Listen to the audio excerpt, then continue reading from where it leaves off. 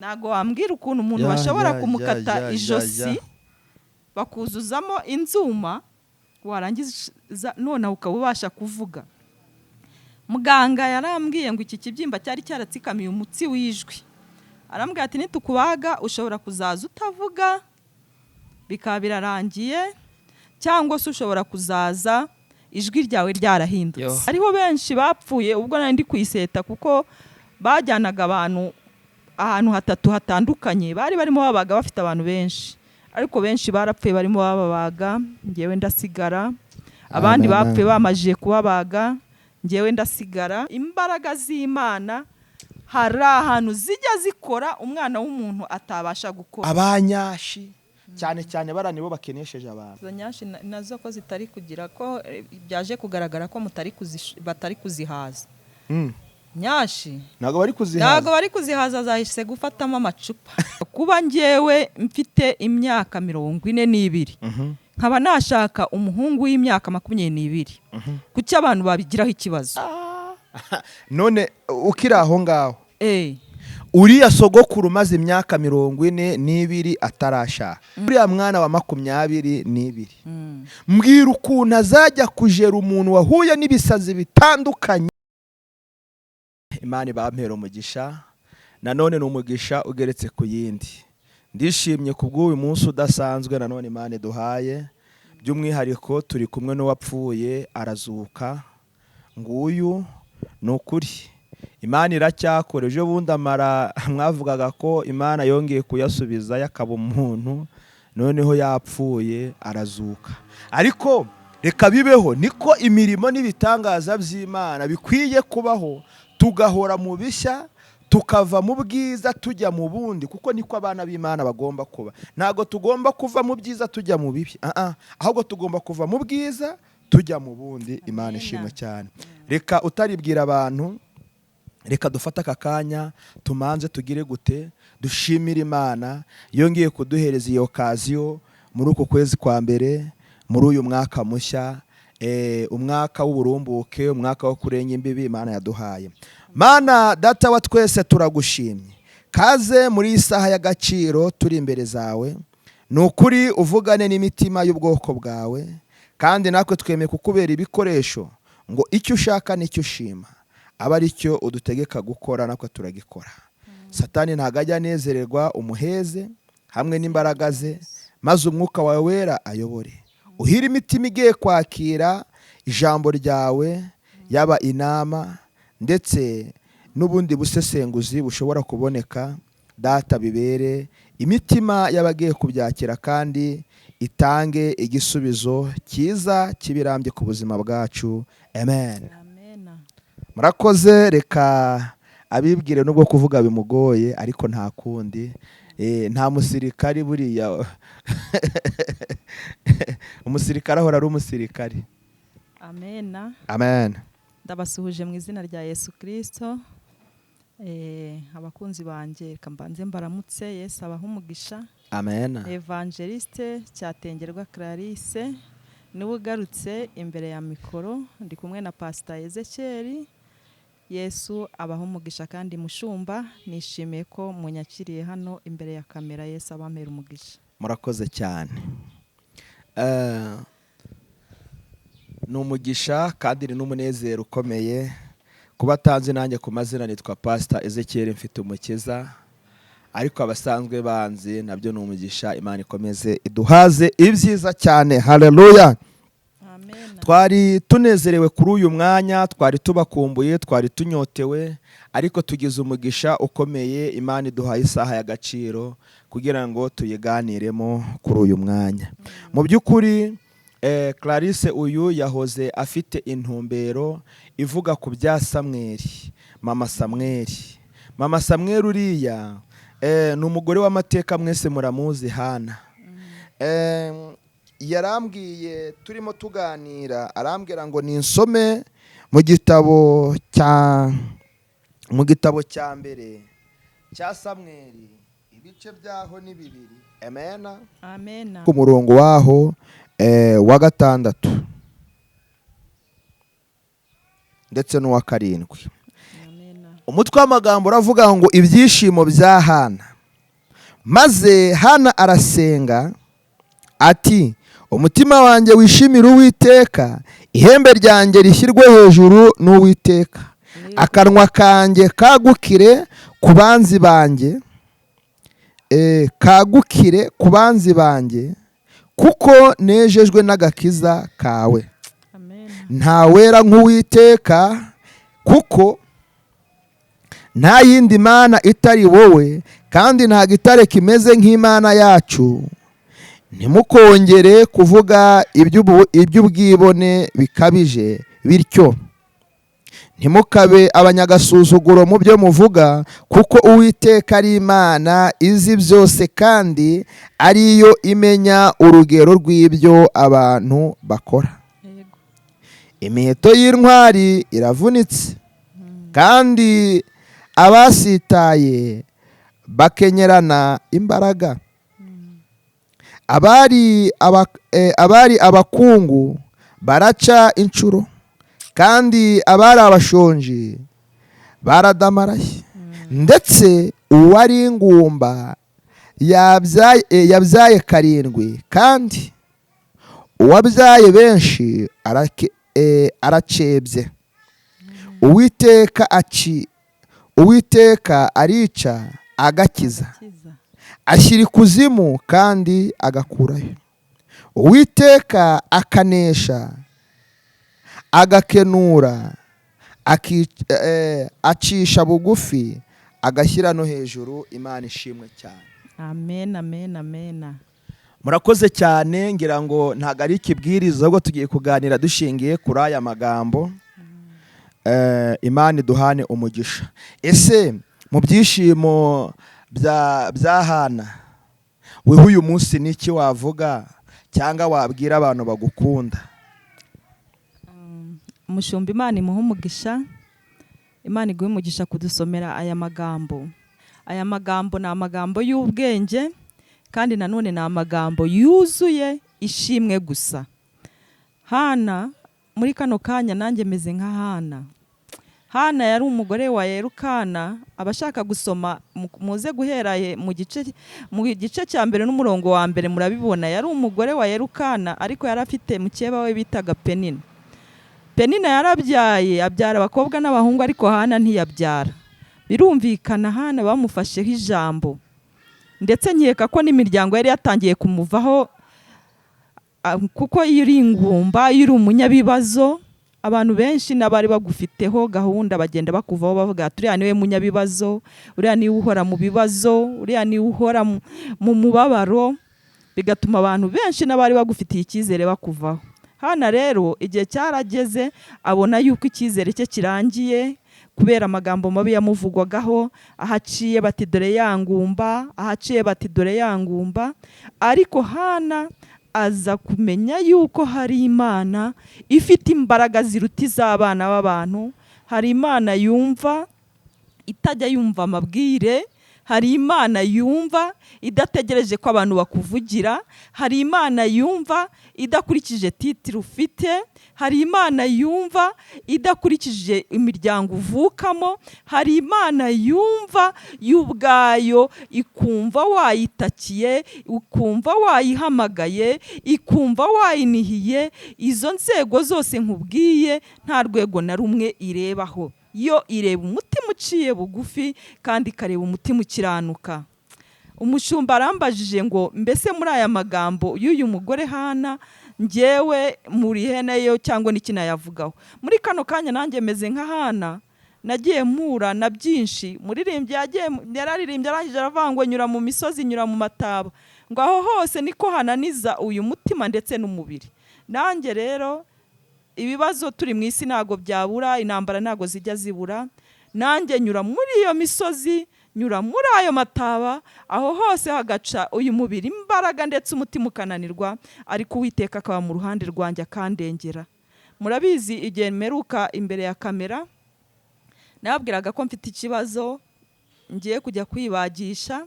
Byari bikomeye, ntago byari byoroshye, ariko nshima Imana ko yajyanye nanjye kwiseta hariya. Ntago biba byoroshye mushumba, mfite byinshi byo gushima Imana, mfite byinshi byo kuvuga.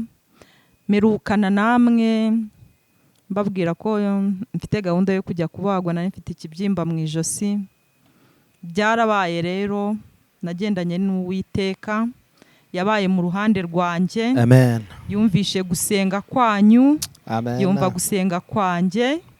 Imana ibana nanjye. Hariho benshi bapfuye ubwo nari ndi kwiseta, kuko bajyanaga abantu ahantu hatatu hatandukanye, bari barimo babaga bafite abantu benshi, ariko benshi barapfuye barimo bababaga, njyewe ndasigara. Abandi bapfuye bamajije kubabaga, njyewe ndasigara. Ubu ndi muzima, ntago ndakira neza. Nibyo nababwiraga, mbabwira ngo imbaraga z'Imana hari ahantu zijya zikora umwana w'umuntu atabasha gukora. Ntago wambwira ukuntu umuntu bashobora kumukata ijosi bakuzuzamo inzuma, warangiza none ukaba ubasha kuvuga. Muganga yarambwiye ngo iki kibyimba cyari cyaratsikamiye umutsi w'ijwi. Arambwira ati nitukubaga ushobora kuzaza utavuga bikaba birarangiye, cyangwa se ushobora kuzaza ijwi ryawe ryarahindutse. Ariko nshimye Imana ko ibyo byose nta byabaye. Imana yumvishe gusenga kwacu. Pastor warakoze gusenga. Imana yarakoze, niyo yabikoze. Deputy warakoze. N'abandi mwese mwarakoze gusenga. Imana yarahabaye, yumvishe gusenga kwanyu, yumvishe ubusabe bwanyu.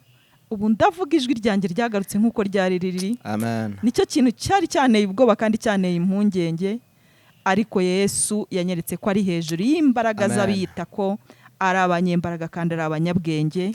Kuko niwe wabyikoreye, ntago ari njyewe. Imana ishimwe n'ukuri. Ahiri yumve ko nanjye nyizamuriye icyubahiro. Amen, amen. N'ukuri. Reka mfukame Imana nyihereze icyubahiro. Pe. Iyi ngiyi ni Imana yakoze ibi ngibi. Amen. Haleluya. Niwe ho mfukamiye wa Mana we. Ushimwe Data. Kuri wowe ushyira ukavanayo. Wowe uvana abantu. Haleluya. Utanga imbaraga ukongera ugatanga ubuzima. Imana ishimwe. Imana ishimwe. Data ndagushimye, ubyumve ko tugushimye kandi uhabwe icyubahiro. Iki cyubahiro ni icy'Imana. Wowe wagize ishyaka mvuga biri ukansengera. Imana iguha umugisha, Yesu abaha umugisha. Abamfashije mu buryo bw'amasengesho, Yesu abaha umugisha. Abambaye hafi, abantu banyeretse urukundo rutangaje. Nabonye Imana, Pastor, nabonye Imana. Ni ukuri kandi nabonye Imana. Abantu banyeretse urukundo cyane, mboneyeho umwanya wo kubasabira umugisha. Yesu abahereza umugisha, kandi ku butunzi bwanyu mwafashe mumfasha mutanga, Uwiteka bakubira inshuro 770. Mu mwaka wa 2025 Uwiteka banezeze, kandi ntimukabure ku byiza by'Uwiteka atanga, kuko muri abantu b'intwari cyane. Umwami Imana bampera umugisha. Amen. Hano yari afite urugo rwiza rurenze n'urw'abagore babyara. Yari afite urukundo rw'umugabo we rurenze urw'umugabo babyariye abana 10. Ariko isaha y'Imana ya Hana yo kubyara yari itaragera, kuko Imana niyo yari yarazitsinda ibyaraye. Niyo yari yaramuzibye inda, kugira ngo isaha yayo nigera izerekana imirimo yayo kuri Hana. Yerekane ko ari Imana y'imbaraga, yerekane ko ari Imana ikora, yerekane ko ari Imana idashyirwaho igitutu cyangwa idakangwa n'ibintu byose. Yagira ngo abantu babanze bafate ijambo, bavuge, binezeze, bishimishe, bagaragaza ibyishimo byabo, ariko nyuma izibacecekesha. Hari icyo nza kubisanishaho kimwe mu byo wari uvuze, uvuga ati hari igihe umugabo areba akabona ntibivamo. Wavuga uko izo ngizo arizo zangegera kakajwi ajya avuga ntago yaba abeshya, kubera ko avuga ati ngegera ziri hariya. None se umuntu asize umugore mu nzu agiye gushaka abagore, abagore harimo bangahe? Reka tukubaze da. Abagore harimo umwe. Harimo umwe, ntago ari nka 5. Hakaba harimo uwirabura, hakaba harimo uw'inzobe nkawe, umugore n'umwe. Hakaba harimo uw'igikara, niba uw'icyatsi abaho cyangwa uw'umuhondo ntago mbizi. Aha, umugore n'umwe. Rero ni ukuvuga ngo umugore uzi ko ashobora gukora ibitandukanye n'ibyo ngibyo, juste yumve ko yenda bavuze ingegera mu gice cy'abagabo, ariko we ntago nzi ngo yaba yitwa iki. Abari we ubyivugiye da. Abagabo ari ingegera ahubwo n'umugore. Abari we ubyivugiye. Igitsina gore nacyo n'igihe aba ari ingegera kazi. Ariko mu by'ukuri ijambo urugo rwiza, ijambo urugo rwiza ni rwa rugo rutatangijwe n'itorero, ni rwa rugo rutatangijwe n'umuryango, ni rwa rugo rutatangijwe n'ubwinshi bw'abantu, ni rwa rugo rwatangiye amafaranga atarabaho, ni rwa rugo rwabayeho nta butunzi buriho, ahubwo abo muri Afurika, abo w'i Burayi, abo muri Amerika, abo muri Aziya, aho uri hose umugore n'umwe. Mana ishimwe cyane. Rero wa mugabo we, burya Satani iyo agushutse ngo doruriya, hari ibyo bajya bavuga ngo ni za nyashi. Ibyo bintu ujya ubyumva wowe?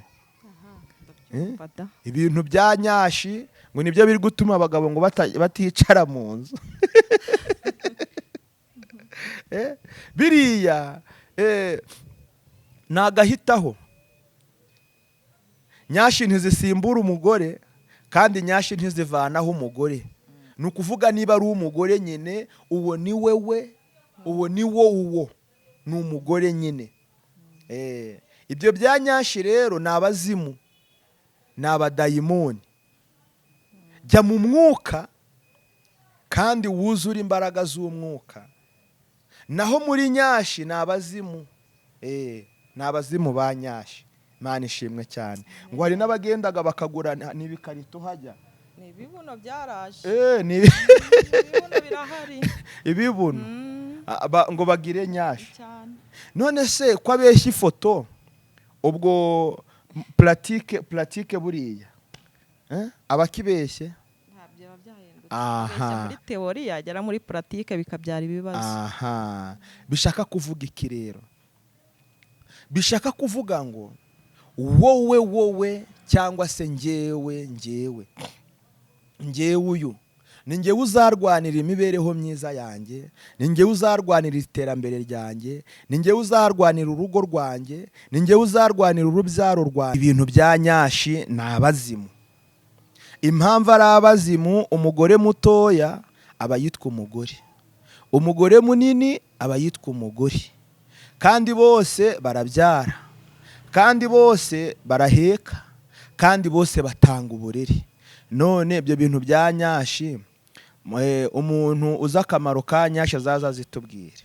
Ni ukuri pe, ngewe nabonye umukobwa muto yitwa umukobwa, mbona n'umunini yitwa umukobwa, kandi bubaka kimwe, bakora ubukwe bose nuko.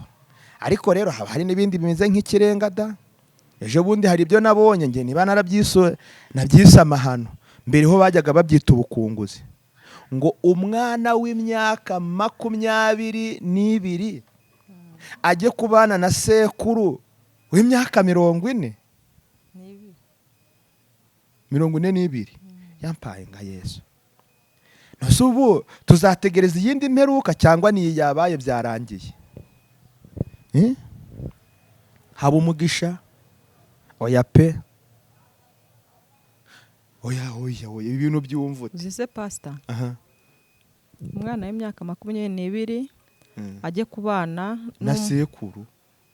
Wirani nka sekuru imyaka 42. None se urambwira ko umugabo w'imyaka 20 ntago yashyingira? Umva nkubwire. Nyine manzo usubize. Umuntu w'imyaka 42 ntago yashyingira? Byaterwa n'igihe yaba yarabyariye. Yashyingira da. Data yagize imyaka ingana kuri afite umwuzukuru bwite. Ndashaka kuba ndeka mbanze ngusubize kuri kino kintu. Urugo ntago ari imyaka. Urugo ntago ari imyaka. Urugo ntago ari imyaka. Urugo ni mu mutwe. Urugo ni mu mutwe. Nshaka kuba njyewe mfite imyaka 42. Nkaba nashaka umuhungu w'imyaka 22. Kuki abantu babigiraho ikibazo? None ukira aho ngaho. Uriya sogokuru maze imyaka 42 atarashaka. Sibyo? Urambwira ko ubuzima ataza ari ubuhe? Cyambere yari ibanye, yirwanyeho, yagize ute, yarasebye, yiha agaciro, yarakoze, yarananiwe, yarashoboye, yarakize, yarakennye. Make afite icyo bita experience, ubunararibonye mu bintu byinshi. Ariko uriya mwana wa 22, mbwira ukuntu azajya kujera umuntu wahuye n'ibisazi bitandukanye, akanyura mu buzima butandukanye bungana gutyo. None se buriya reka nkubwire, kanguce mu ijambo. Ntabwo ndi kwemeranywe nawe. Bitemeranwaho nanjye ni ibiki? Abantu bamaze iminsi bavuga runo mwana wo muri rino tsinda rya Vestine na Dorcas. Umenya ni ari Dorcas, ngira ngo ari we. Oya da, ni Vestine. Ni Vestine. Ngewe reka nkubwire, ntabwo nemeranywa n'abantu benshi. Ndashaka ndongera mbisubiremo. Imyaka ni imibare. Urugo ntago ari imyaka. Urugo ni urukundo, urugo ni ubushake, urugo umva ni ukuba wowe ubwawe ibyo bintu bikurimo byiyumvamo. Kuvuga ngo umuntu w'imyaka ngo 42 yashatse wa 22, birashoboka ko n'uwa 50 yashaka wa 22, kandi urugo rukaba urugo ruzima, rukaba urugo rukomeye, rukaba urugo rw'imbaraga, cyane cyane iyo rwubakiye kuri Kristo. Ikindi nshaka kukubwira, ndashaka kukubwira ngo ingo impamvu muri ino minsi ubona zisenyuka, nabo bana b'imigirigiri. Ukumva ngo umukobwa wa 21 n'umuhungu wa 23 ngo bashakanye. Izi ngo ziri gusenyuka. Uzambwira umuntu urimo wa 42, uzambwira wa 50 urimo, umbwira uti abantu barimo barasenya. Uyu muntu wa 42 uje kuvuga ngo ububi n'ubwiza byose arabizi, yarutse muri byinshi. Yirutse muri byinshi, amaje kwiruka muri byinshi, ubu yafashe umwanzuro wo kwicara guhama hamwe, aravuga ati noneho byose ndabizengurutse, ubu ngiye kubaka urugo. Uwo muntu nafata umwana wa 21, bazubaka kubera ko azaba azi ibintu agiyemo, azaba azi ibintu agiye gukora, kandi azaba byinjiyemo abishaka. Kuba uyu mwana w'umukobwa yashaka uyu mugabo w'imyaka 42, nge ndamushyigikiye. Ahubwo ashatse uno mwana, uriya muntu wa 42 azafasha uno mwana kuzamuka, kuko nta kizajya kiba kuri uyu mwana atazabasha kwihanganira, nta kizaba kuri uno mwana atazabasha kujera, kuko aramuruta kandi aramurusha byinshi. Azamufasha nk'abantu bari mu rukundo. Hariho abantu nagiye mbona kuri nuza ku mashosho media menshi batangiye kwerekana inzu, batangiye kwerekana amafaranga, batangiye kwerekana amamodoka. Mushu iki kintu nicyo gishenye ingo zo muri no minsi. Ngo umugabo we ngo dore ngo amazu ngo dore iki. Umukobwa w'ubu arajya gushaka kurikiye amazu. Yabanje atiranzu ntayinjiyemo n'abantu ari umukobwa. Arajya gushaka abanje kumenya ikofi yawe uko ingana. Atiriya kofi ntayigiyeho ngo nyirye n'abantu ari umukobwa. N'abahungu uretse ko muri no minsi nabo byaje. Nawe arakubwira ati ndashaka umukobwa ariko ufite ku ikofi. Urumva ibyo bivuze rero bamaje kuncaho benshi. Akambwira ati ndashaka ndangira umugeni, ndumva ashaka kubaka, atari ko ufite ku ikofi. Urumva ikibazo kiriho. Kera ndabyibuka, sinzi umuhanzi wigize kuririmba, niba ari Kamishi niba ari inde, ifaranga ni faranga ntiyo ryabigiceri kijana ndagikunda. Oya nagaruwo. Undi yaravuze ngo niba umukunze mujyane muteteshe. Ntago ari makoni koshwa se. Ashobora kuba ari makoni koshwa no hasi araharyama. Ibyo bivuze ngo byari iki, byasobanuraga urukundo. Niba umukunze mujyane, icyo usabwa ni ukugira gute, ni ukumutetesha. Numutetesha no hasi azagira gute, azaharyama. Kubera ko afite iki, afite urukundo. Murakoze cyane. Iki kintu ntago naringijeho nje gukritika imibanire ya Vestina na Sheri we. Niwe mise mvugaho kubera ko ni ugezweho. Aha niwe uhise uvugaho. Ariko nanjye hari ikintu numva nagushyigikiraho mu bintu uvuze. Burya gushaka ukuze ntago bihwanye no gushaka uri muto. Mbo si byiza ko abantu bose bashakana bakuze, ariko none si byiza ko abantu bose bashakana ari bato. Kubera urumva umugabo nabo umunyamafuti ntago umugore azashobora kumwihanganira, kandi n'umugore naza kuba umunyamafuti ntago umugabo nawe azashobora kugira ute kwihanganira. Ariko iyo ubona umugore aciyemwe akenge, abazi icyo agiye gukora. Iyo umugabo agize amatwi meza, ntabe nkazangegera tuvuze, ariko nge sinanzibona nk'igegera. ahubwo buriya hari agasimba buriya nakurikiranye amateka yako n'ubuzima bwako njya mbagereranya nako. Hari agasimba gakunda amagufa, gahuye n'igufa ry'ihene karaguguna, gahure n'iry'intama kararya, ntikavangura naho yaba iry'imbeba kararya, naho yaba iry'inkoko, ndetse njya ntekereza ko gahuye n'irya mugenzi wako nako karya tu. Ripfa kuba ryitwa iki? Igufa. Njya mbabona ari nk'imbwa rero, kubera ko urabona umugabo usize umugore agiye kugurira maraya igitenge, kandi akiguriye umugore we yakwishima. Agiye kugurira maraya baze, ayiguriye madamu we yakwishima. Nashaka b'inzobe ntacyo bitwaye, nashaka b'igikara ntacyo bitwaye, nashaka bameze ute kubera amarangamutima ya mukuru. Yamwe navuze ngo ijambo nyashi ni abazimu. Uranyumva? Burya uriya mugore wawe umuteguye uko ubyumva nawe yazigira bya byishimo ujya guhiga hanze, yaguhana byinshi kurushaho, kuko niwe nyina w'abana bawe, niwe isi yose izi ko ari umugore wawe. Rero none nagaze mvuga ati icyo nabwira abagabo bagenzi banjye, ntuzajya ubona umukobwa uwo wita ko ari mwiza, uwo wahengetse umutima wawe, cyangwa se umugore hamwe uvuga ati nyashi zankuruye, nta migozi zigira, nta n'ibiziriko bibaho. Wibeshya umutima wawe, ahubwo ujye umufata nk'umusore, ujye umufata nk'umugabo mugenzi wawe, mugendane, mukore ibyo mugomba gukora, imishinga mugomba gukora muyikora, akazi mugomba gukora mukanoze neza. N'ibyo kuvuga ngo nyashi ngo zandebye zirankurura maka, ahubwo wowe umeze nka yambwa nahoze ndavuga, kubera ko imbwa ntago izi kurobanura amagufa. Iry'ihene irarya, iry'inka ikarya, iry'imbeba irarya. Umukobwa ntago abakobwa bose ari abakobwa, harimo n'abadayimoni, harimo n'amazimu, harimo n'amagini.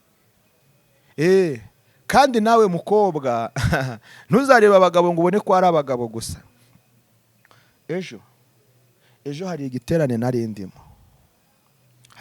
narindimo, ahantu hamwe ntavuze, harimo umuhungu mwiza w'igikundiro rwose, uzi gushaka amafaranga, atari n'injiji, atari n'inditi pe. Yaje kuzakundana n'umukobwa, ariko mu gihe bari batarashyira mu bikorwa amasezerano ngo bahamagare n'imiryango bagire n'ibindi biganiro, Imana iza kumusura imwereka wa mukobwa. Amaze kubona ko ari nta mwuka w'Imana muriho, atangira kugenza gake. Wa mukobwa bibonye aramuroga. Umusore amera nk'ikideplimate. Deni twarasenze, amaze kugarura ubwenge ku gihe, mwuka w'Imana arambwira ngo mubaze wibutse iki. Yahise yibuka uwo mukobwa, yahise yibuka indoto yarose, kandi naho ngaho nawe ubwenge bwe bwageze gute? Bwari bwarafungiye. Ndashaka kuvuga iki? Ndashaka kuvuga ko abantu benshi bananiwe gutera imbere kandi ari abakozi bizwi ko bakora. Kubera iki? Kubera ko mwivanze n'ayandi moko, mwivanze n'abazimu, abanyashi, cyane cyane baranibo bakenesheje abantu cyane. Nyashi ziragakoze rwose, nyashi rwose zabaye nyashi. Noneho ugenda uteranyeho abandi bazimu bitwa abirari ry'ibyisi. Umuntu ntatinye mugenzi we. Izo nyashi nazo ko zitari kugira ko byaje kugaragara ko batari kuzihaza. Nyashi ntago bari kuzihaza, zahise gufatamo amacupa. Zirimo zirananirwa guhaga zigashyiramo n'amacupa da. Yawe none iri ni ishyano. Ntago bari kuzihaza, nibashaka barekere. Iri ni ishyano. Ariko buriya icyo nakwemera cyo ni kimwe, nta muntu ushobora guhazwa n'irari rye, ahubwo umuntu yahazwa n'umwuka w'Imana. Kuko bura iyo wasenze Imana ikakubwira ngo nza yamereza ibiri difera n'ibyo wasabye, Imana iguha ibyo wayisabye cyane rwose. Ubu se urasaba Imana inzu, yarangiza ikaguhereza igitenge? Wari wasaba Imana imodoka, nirangiza iguha icuguto? Ntago bishoboka. Imana igihereza umuntu icyo yasabye. Ahubwo uriya muntu w'icupa Imana imutabaye imuhuze rwose n'umuntu amufashe kuko birashoboka. Imana ni umuremyi w'abantu bose kandi umukobwa w'imyaka 23 kiriya ni ikibazo. Ni ugusenga. Oya ntago ari uburwayi, barana abazimu sinababwiye ariko barana abazimu. Nose hajya ni Pastor Kayusi, ni Pastor Kayuku, ni Pastor Gake Kanyusi ngo yabonye nta kivamo mu byiza. Hari abantu rero benshi bajya babona twambaye karuvati ngo yabonye nta bitagahura. Hari abantu babona twambaye karuvati, bandi bakabona twafunze kora, bandi bakabona inkweto zitikoraho ivumbi, ati hariya ibiryo. Ntago byavamo. Kanyusi yabivuyemo. Yes. Ariko hari ikintu kimwe nakundira nge Pastor Kayusi, aho kugira umara umwanya ubeshya abantu wishushanya. Yes. Babwiza ukuri. Babwiza ukuri. Ariko karani kari n'agakiza. Iriya nayo yari plank. Ni nka bimwe bya Jackie ngo yabonye ngo umugabo ngo bamutereye ivi ngo bamuhaye impeta. Ariko hari icyo nashimiye Imana. Burya hari yahise ahura n'Imana muri ribu cyane. Ntago wabibonye wowe? Imana yaravuze ngo aho kugira ngo nguhombe ngushaka nzaguhombe. None singahavuye muri ribu, ubwenge bwagiye kuri gahunda. Yibiye muri Yorodani. Yagiye kugera ikirenge mu cya Yesu. Iriya yo ntago ari plank. Buriya hari ibintu abantu batekaho imitwe, ariko iriya ntago ari teka. Oya iriya ntago ari teka. Ahubwo Imana imufata ukuboko n'amamuri hafi bamukomeze. Bamukomeze rwose. Kubona umukobwa mwiza nk'uriya uzi kuvuga, isi yose igahaguruka cyane. Ibaze yahagurukiye kuvugira Imana, maze ngo isi yose ihaguruke kubwe. Basi navuga ngo felicitation kuri ribu yacu. Kandi courage Jackie, courage pe. Oya ntiwibagirwe naho impanuro yazivaye. Felicitation no kuri ribu. Bari mu kazi barimo barasubiza na Emeline bamusubize mu murongo. Kuko urabona wase umunyarwanda kazi wacu. Barangije baramukebura hagarara ukugenda kuba muhinama. Bari mu mukebure ntiyumve. Atumva se. Nta matwi se afite. Yagombaga kumva, ahubwo yarakoze kumvira vuba. Amen. Umunyarwanda yaravuze ngo uwanga kumva ntiyanga no kubona. Kandi ngo umwana utumvira ababyeyi yumviraga injereri. Injereri urayizi? Injereri urayizi? Ntago yizi. Ndatsinzwe. Wari wagenda ari nijoro ugaca ahantu hatari amago, hari akantu kajya gasakuza hafi. Nkako se kari kuvuga? Oya ikiriya ni igisiga. Oya ko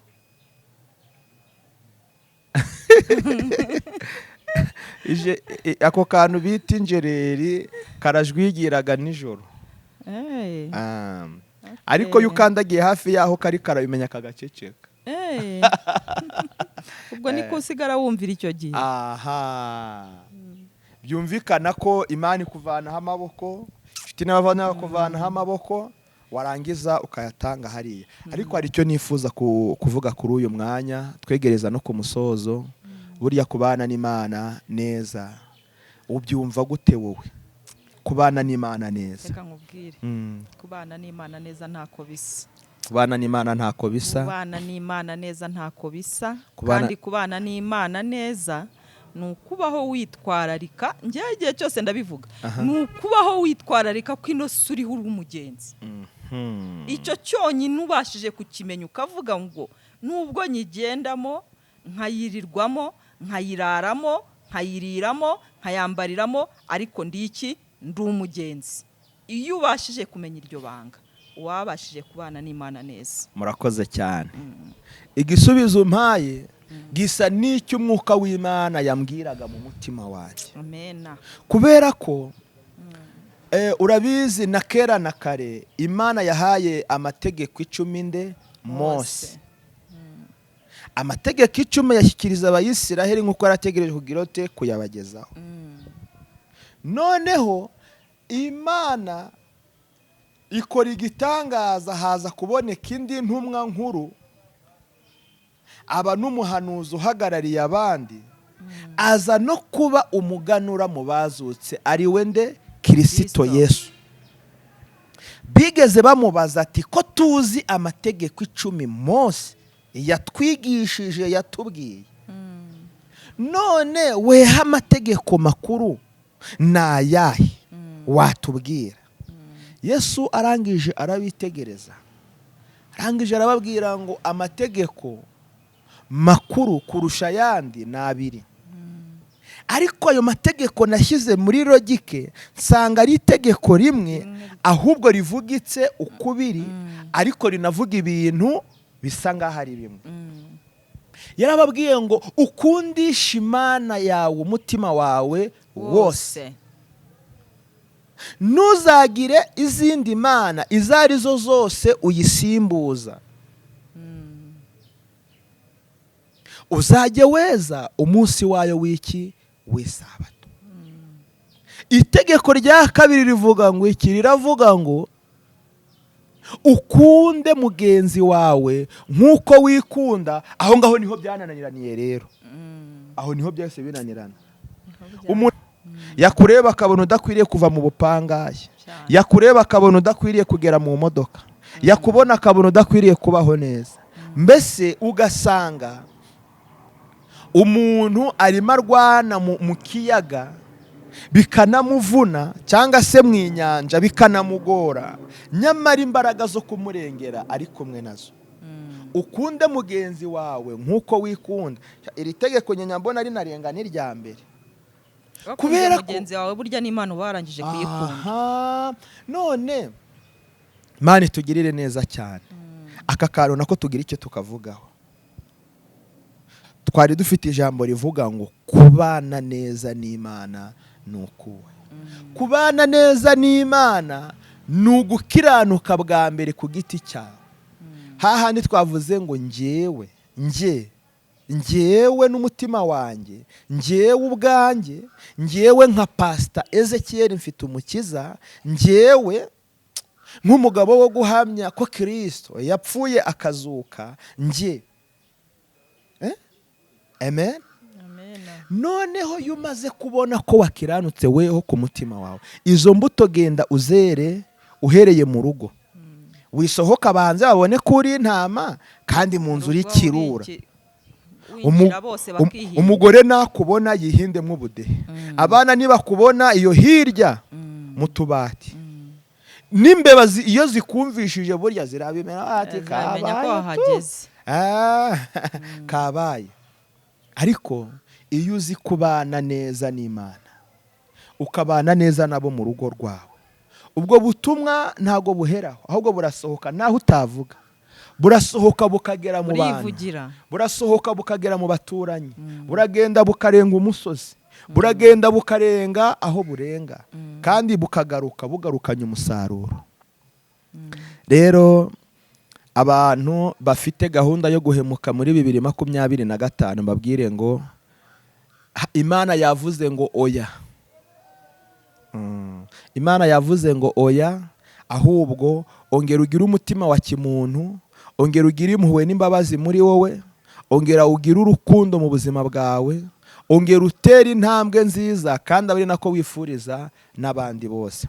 Hari umuntu Imana iherutse kuntumaho arambwira ati nsengere ndumva nshaka ubukwe. Ati nabonye ukoze ubukwe, mbona ubukwe ni bwiza nubwo nta mafaranga, ariko nsengere Imana impereze ubukwe.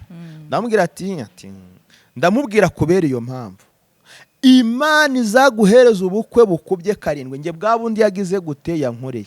Ati reka da, ati narindi kwifuza nk'ubwawe. Ndamubwira nti ngewe nta shyari mfite, bw'Imana yampaye yarabumpaye kandi narabwakiriye.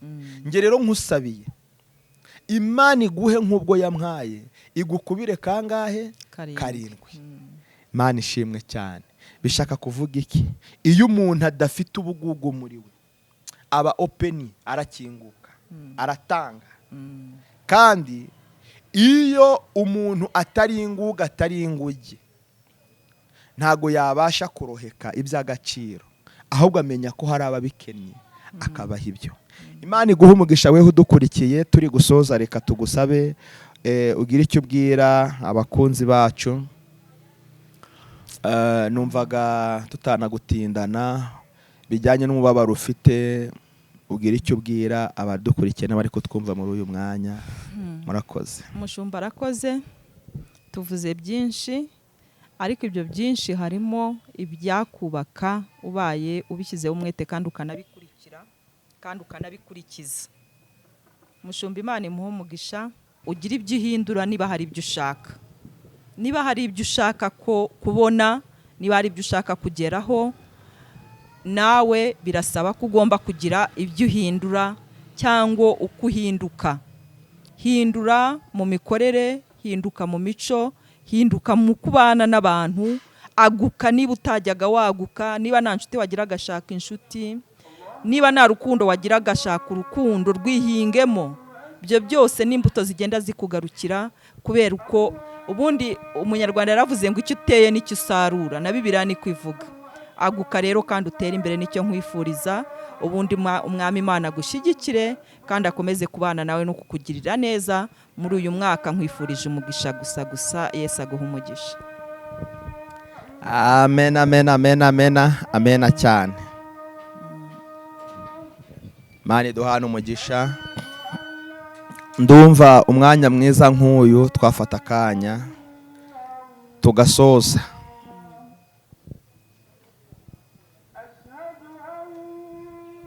Ndumva twasoza iki kiganiro cy'uyu mwanya, kandi mbifurize ibihe byiza. Imana ikomeze iturengere.